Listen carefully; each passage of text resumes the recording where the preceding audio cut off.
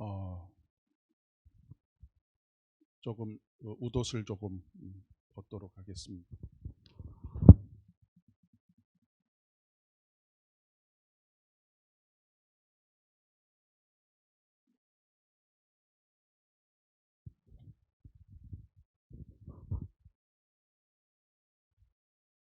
어, 제가 군대를 갔다 와서 한 학기 정도 복학할 때까지 시간적 여유가 남아 있었을 때가 있었습니다.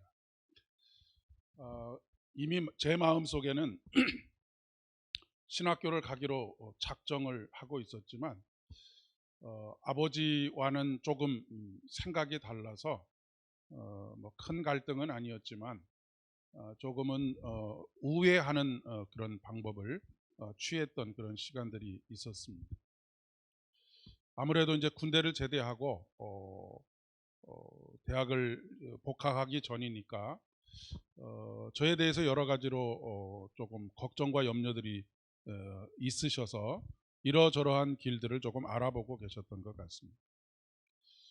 저희 아버님이 그 서울극장 바로 옆에서 세무사를 한 30년을 넘게 하셨는데, 그러다 보니까 뭐 종로 일대와 을지로 일대와 뭐 명동 뭐 이런 쪽에 수많은 뭐 이런 가게들 뭐 장부를 해드리고 뭐 하는 이런 관계들에 있어서 여기저기들 많이 알고 계시고 그러다가 하루는 저에게 보석 감정사를 한번 공부해 보면 어떻겠느냐라고 그렇게 제안을 해 오셨습니다. 제가 바로 거절할 수도 있었지만 며칠을 고민하다가 어차피 제가 가려고 하는 길은 정해져 있으니까 아버지하고 큰 충돌을 일으키지 않고 그냥 순종하면서 또 그런 뭐 경험들도 조금 해보면 좋겠다라고 생각이 돼서 한 석 달 정도 학원에 가서 공부를 한 적이 있습니다. 이론적인 것들을 다 배우고 난 다음에 이제 좀 이렇게 그 세공을 하는 곳에 갔었는데, 마침 그날 세공사가 다이아몬드를 깎고 있었습니다. 다이아몬드라고 해봐야 뭐 큰 다이아몬드가 아니라 손톱보다도 작은 다이아몬드인데, 그 다이아몬드를 아주 그냥 막 그 뭐라 할까요? 그래도 다이아몬드인데 싹둑싹둑 잘라내는 그런 그 모습들을 볼 수가 있었습니다. 그래서 결국 반지에 끼워지는 다이아몬드는 아주 작은 다이아몬드에 불과하게 되었던 모습을 본 적이 있습니다. 가장 영롱한 빛을 낼 수 있도록 어떤 그 적절한 각도를 그러니까 그 원석에서 그런 모양을 상상하고 만들어내는 그런 과정들이 있었기 때문에 그렇죠. 그래서 제가 조금 아까운 마음에, 떨어져 나간 것도 다이아몬드인데 아까운 마음에 선생님한테 그렇게 여쭤봤던 적이 있습니다. 왜 그렇게 많이 깎아냅니까? 이게 캐럿이 조금 더 나가는 그런 다이아몬드면 훨씬 더 비싸게 받을 수 있지 않겠습니까? 라고 그렇게 물어봤지요. 참 철이 없는 질문이 아니었는가 싶기도 합니다. 그러자 선생님께서 물론 캐럿이 뭐 1캐럿보다는 2캐럿이 뭐 어마어마한 가격의 차이가 나지 않겠습니까? 그런데 원석을 최고로 아름답게 깎지 않고 그것을 뭐 1.5캐럿, 2캐럿 이렇게 만들어 봐야 1캐럿짜리 최고의 걸작품으로 만든 것보다 훨씬 가격이 싸다라고 하는 것입니다. 그렇기 때문에 최고의 가격을 받을 수 있는 다이아몬드를 만들기 위해서는 과감하게, 그것도 다이아몬드임에도 불구하고 과감하게 잘라내야 한다라고 하는 그런 이야기를 들을 수가 있었습니다. 잘려나가는 다이아몬드를 조금이라도 살리고 싶은 마음이 왜 없겠습니까? 왜 아깝지 않겠습니까? 아마도 살을 도려내는 듯한 그런 느낌도 때로는 들지 않을까 싶습니다. 조금이라도 덜 깎아보려고 하는 그런 마음의 욕망들도 있지 않을까 싶습니다. 저는 이 일을 경험하면서 우리 인생이 그렇지 않은가 싶은 생각을 했습니다. 특히 영적인 성숙을 이루어간다라고 하는 것이 그렇습니다. 우리는 끊임없이 우리의 삶에 무엇인가를 자꾸 더하려고만 합니다. 물론 더해야 할 것들이 있지요.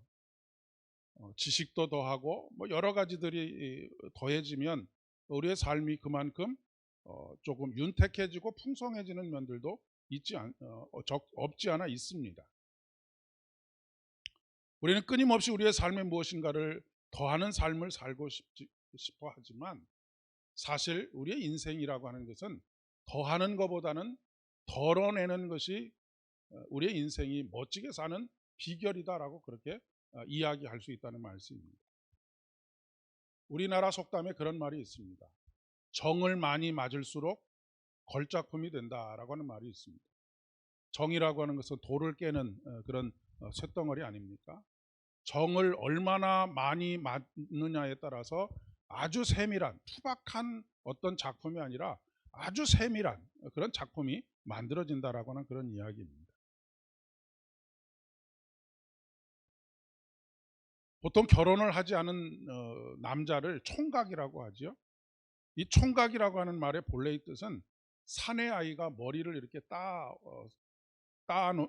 늘어뜨리는 것, 이것을 늘어뜨려서 묶는 것, 이걸 총각이라고 그렇게 이야기를 합니다. 그런데 한자 말을 그대로 직역을 해보면 이 총자가 모을 총자입니다.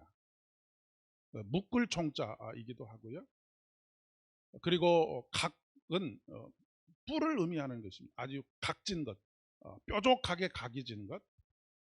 보통 총자는 한 이런 것들이 한 10개 정도 한 묶음으로 되어져 있는 것을 총이라고 합니다. 그러니까 아주 날카로운 삐쭉삐쭉 나온 뿔 같은 것들이 한 10개 정도가 모여져 있는 존재가 바로 총각이라고 하는 존재라고 하는 것입니다.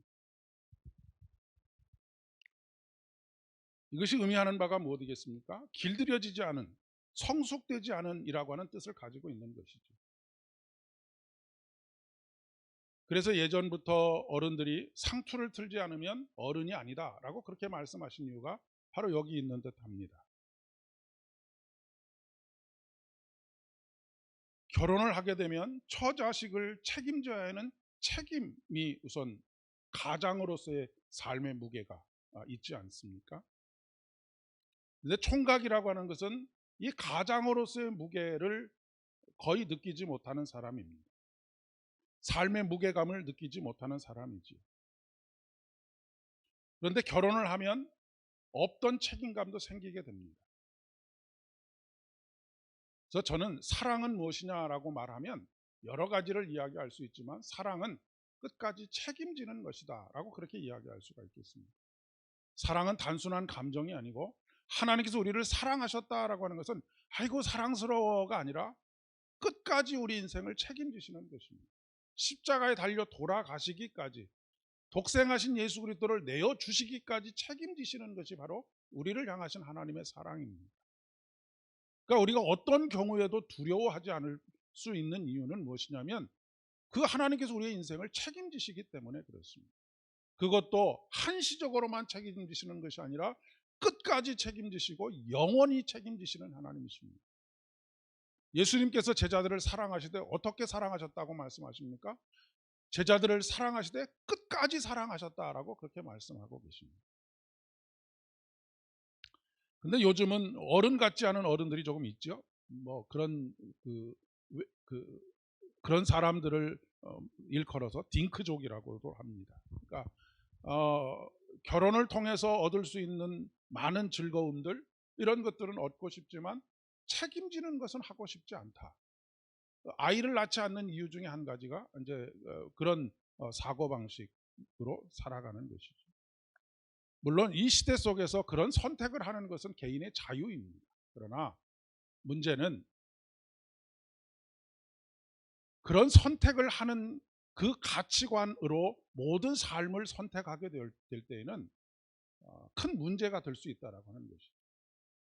무엇인가를 책임져야 할 때, 꼭 결혼을 해서 아이를 낳고 아이를 책임지는 것뿐만 아니라 어떤 일을 책임져야 할 때 책임감 있게 하지 못하는 그런 어떤 사고방식을 가지고 있을 수도 있다라고 하는 그런 이야기죠. 오늘 본문에 등장하는 주인공인 욥은 하나님께서 참 걸작품이라고 하는 것을 자랑하고 싶으셨습니다. 그래서 사단이 천상의 회의에 왔을 때 사단에게 욥을 자랑합니다. 욥이 얼마나 신실한지, 욥이 얼마나 의로운지를 자랑하고 있죠. 그랬더니 사단이 이렇게 하나님께 이야기를 합니다. 아이, 그 뭐 해달라는 노래 다 해주고 잘 살게 해주니까 당연히 그렇지 않겠습니까? 그러자 하나님께서 그러면 욥의 몸은 만지지 말고, 절대로 만지지 말고 다른 것은 네 마음대로 해도 좋다라고 그렇게 말씀하시죠. 그로 인해서 자식들이 다 죽고 또 또한 그 동물들, 가축들도 다 없어져 버리고 맙니다.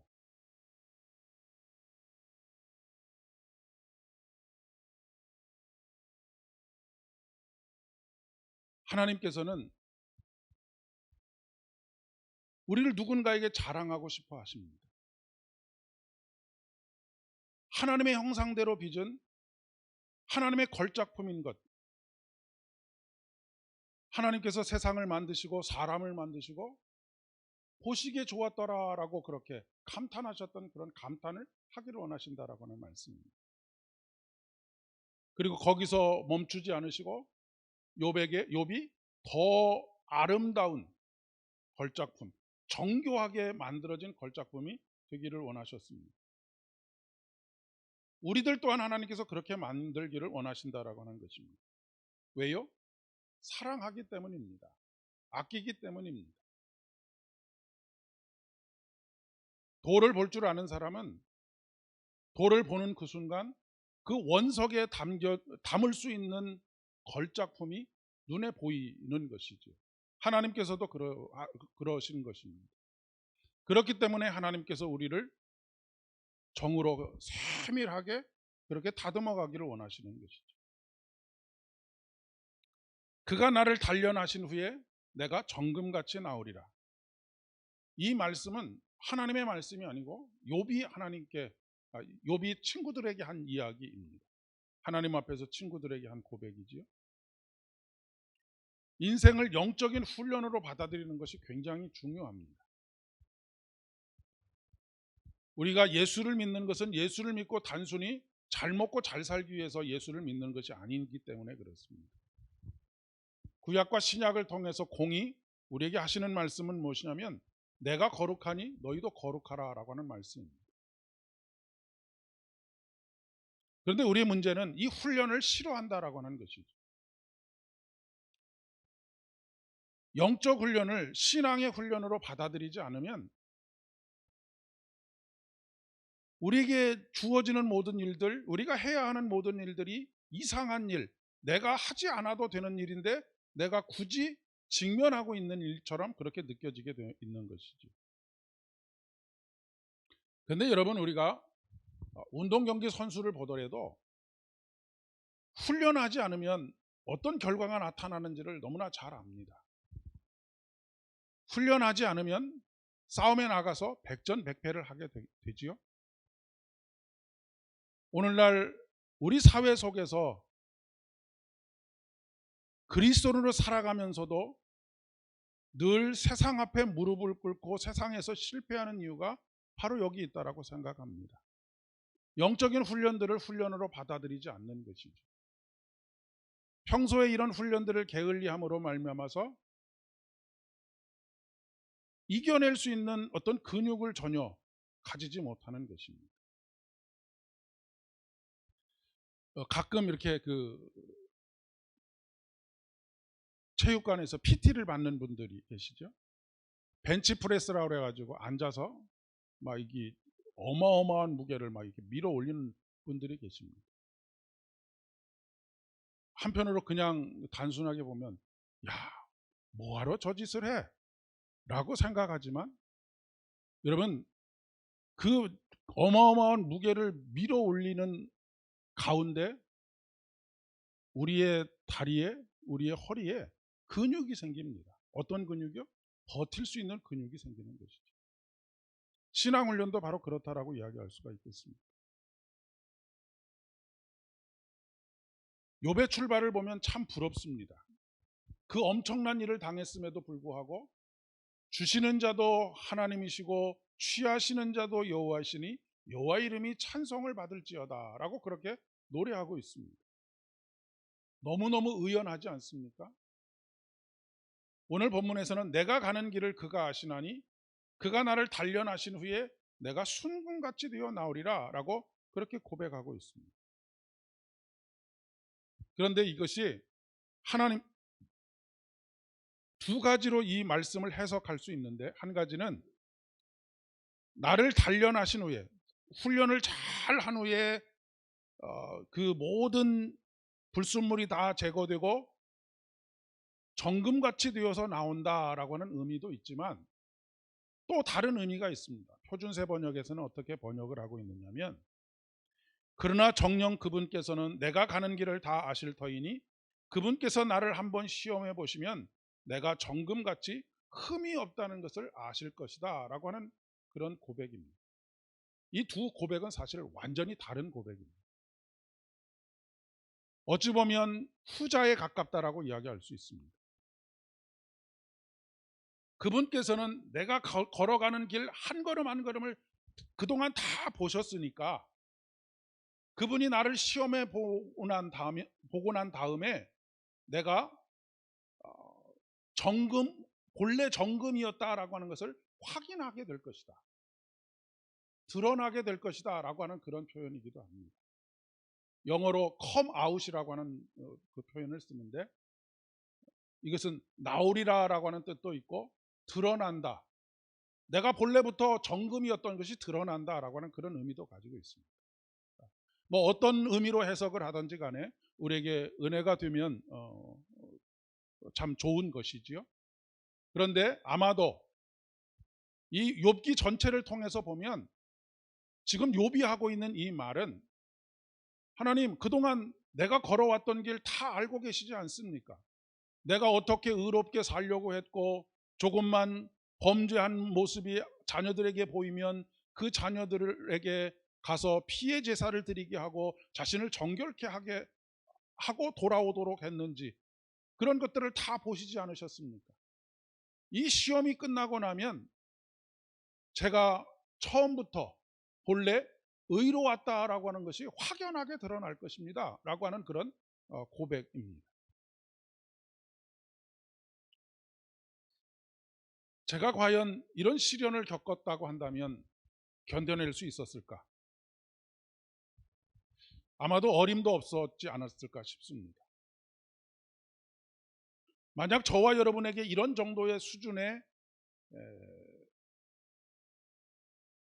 요구하셨다라면 우리는 아마도 두 발 두 손 다 들고 도망하지 않았을까 싶습니다. 그런데 욥은 바로 여기까지입니다. 실제로 욥은 인내해서, 그 고난을 잘 인내해서 하나님의 갑절의 축복을 받은 사람이 아닙니다. 신앙의 의의는 더더욱이 아니고요. 욥은 2장부터 40장까지 한 번도 참은 적이 없습니다. 시련을 극복하고 승리한 적도 없습니다. 2장부터 40장까지 욥이 일관되게 하고 있는 하나의 주제가 있어요. 하나님께 말하고 있는 한 가지가 있습니다. 그건 뭐냐면, 하나님 나 억울합니다. 내가 무엇 때문에 이 엄청난 일을 당해야 합니까? 그것을 묻고 있을 뿐입니다. 이런 주장에 대해서 이 욥의 세 친구는 와서 끊임없이 이야기를 하죠. 네가 잘못한 일이 없다면 이런 일이 일어날 수가 없다. 그러니 회개하라 라고 하는 주장입니다.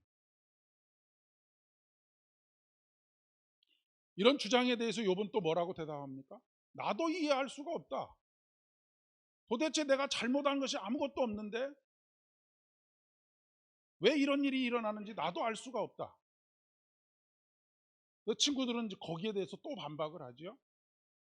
야, 네가 하나님 앞에서 죄가 없다고 말하는 그것이 바로 죄다.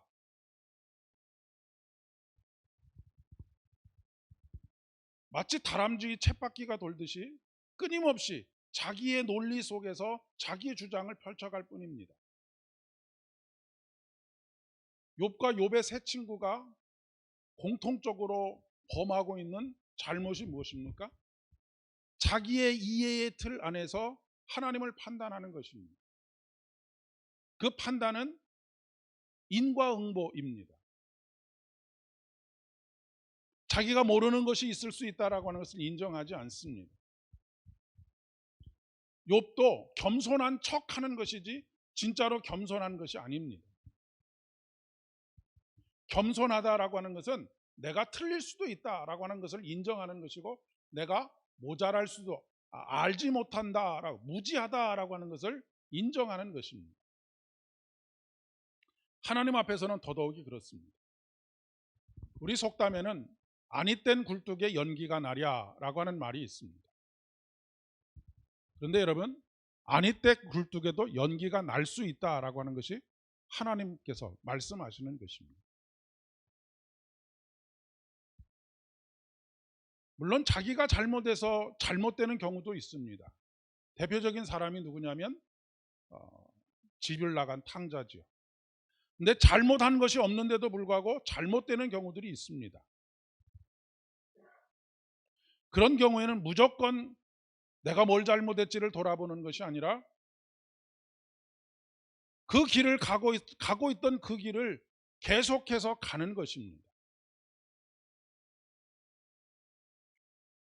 여러분, 6월절 어린 양의 피를 한번 생각을 해 보십시오. 모든 장자들이 다 죽고 짐승들의 모든 첫 새끼들이 다 죽는 그런 상황 속에 있습니다. 이것은 이집트 사람이나 히브리인들이나 예외가 없습니다. 그런데 하나님께서 피할 길을 주시지 않습니까? 이것을 극복할 길을 주시지 않습니까? 그것이 뭡니까? 넘어가는 것입니다. 6월절입니다. 그러니까 지금 욥이 해야 할 일은, 하나님 나는 정당합니다, 왜 억울하게 이렇게 하십니까가 아니라, 예수 그리스도, 그것을 죽음을 이기시고 승리하신 예수 그리스도, 우리를 위해서 십자가의 보혈에 피를 흘려주신 그 예수 그리스도와 함께 그것을 넘어가는 것이 중요한 것이죠.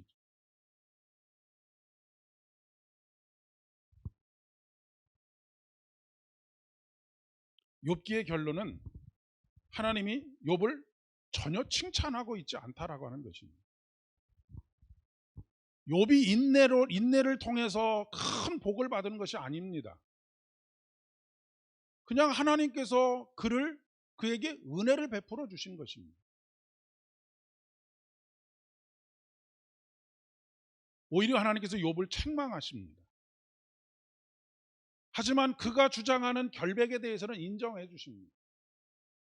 친구들이 와서 너 뭔가 죄가 있으니까 네가 너에게 이런 일이 일어났다라고 하는 그 주장에 대해서 그거 잘못되었다, 욥은 의로운 사람이다라고 하는 것을 모든 사람들에게 인정해 줍니다.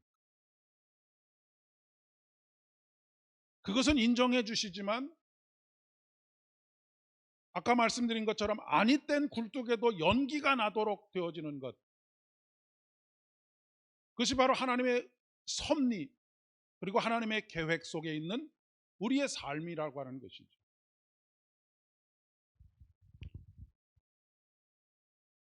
38장에서 욥을 이렇게 책망하시지 않습니까? 무지한 말로 이치를 어둡게 하는 자가 누구냐? 너는 대장부처럼 허리를 묶고 내가 내게 묻는 것에 대답할지니. 땅에 기초를 놓을 때 너는 어디 있었느냐? 도량을 정할 때 너는 어디 있었느냐? 네가 다 알고 있는 것이 아니라고 하는 것이죠.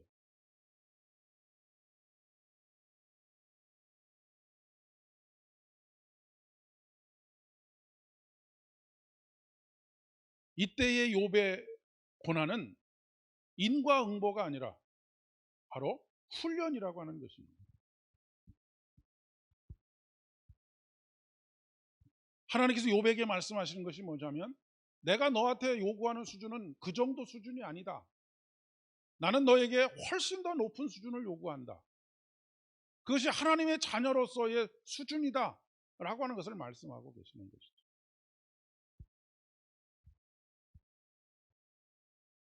이것이 오늘날 별로 잘못한 것도 없는데 죄 지은 것도 없는데 하나님께서 하나님의 자녀들을 고난 가운데 두시는 이유입니다.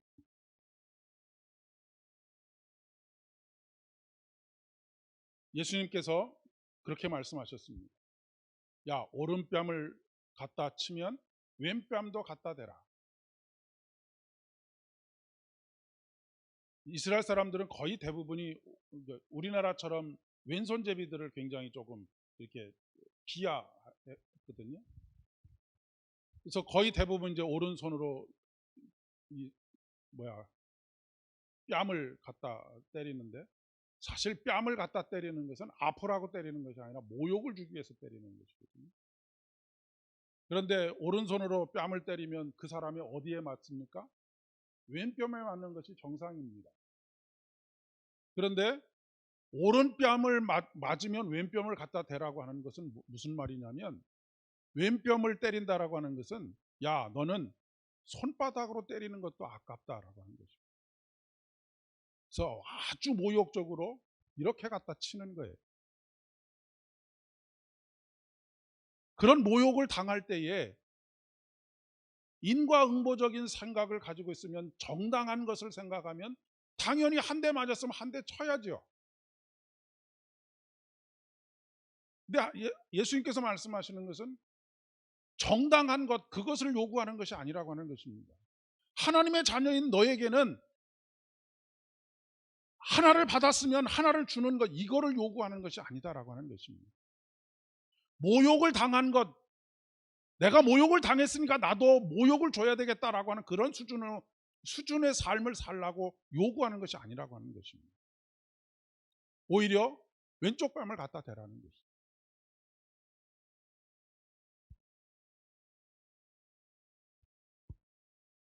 이 세 친구들이 하는 말에 대해서 세 친구들은 인과응보적인 이야기를 하고 있지 않습니까?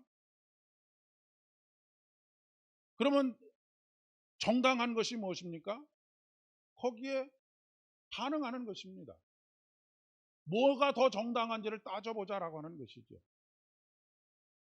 근데 하나님께서 욥에게 요구하는 수준은 그런 수준을 요구하는 것이 아니라고 하는 것입니다.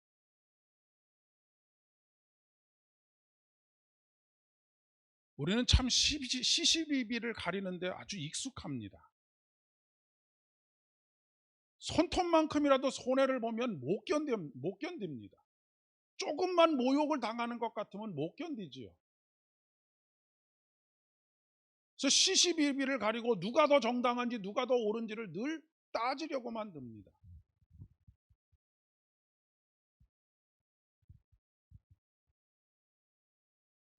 그런데 여러분, 이 시시비비를 가린다면 하나님 앞에서 살아남을 수 있는 사람이 누가 있겠습니까?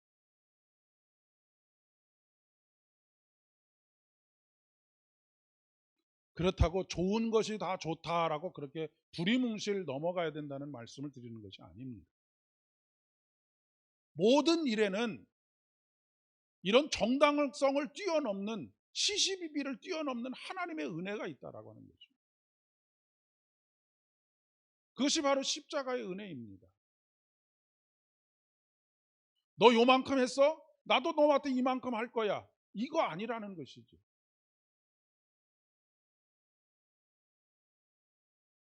이게 바로 욥에게 요구하시는 하나님의 수준입니다. 그리고 오늘날 우리에게 요구하시는 하나님의 자녀로서의 우리의 수준이 그런 수준이 되었으면 좋겠다라고 하는 것이죠. 이제까지 이야기해왔던 것처럼 값싼 은혜를 이야기하는 것이 아닙니다. 십자가에 이루신 그 은혜,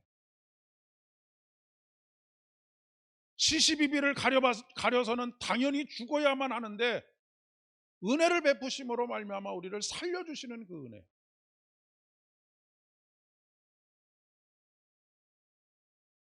고린도전서 4장 3절에서 5절까지 해서 사도 바울이 이렇게 이 모든 것을 정리해서 이야기합니다.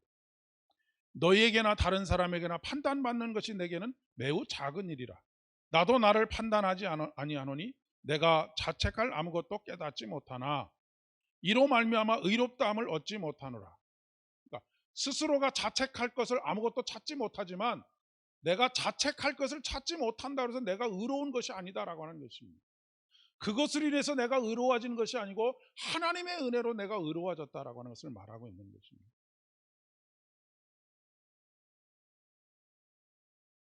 다만 나를 심판하실 이는 주시니라. 그러므로 때가 이르기 전 곧 주께서 오시기 전까지 아무것도 판단하지 말라. 그가 어둠에 감추인 것들을 드러내고 마음의 뜻을 나타내시리니 그때 각 사람에게 하나님으로부터 칭찬이 있으리라 라고 말씀하십니다. 시시비비를 가리는 것에 너무 빠르지 말고 우리 주님께서 오시기 전까지는 아무것도 판단하지 말라는 것입니다. 베드로 사도가 말씀하시죠. 사랑은 허다한 죄를 덮느니라.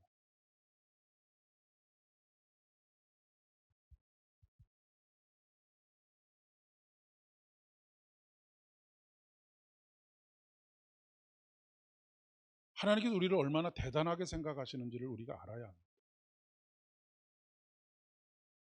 얼마나 걸작품을 만들고 싶어 하시는지도 우리가 알아야 합니다.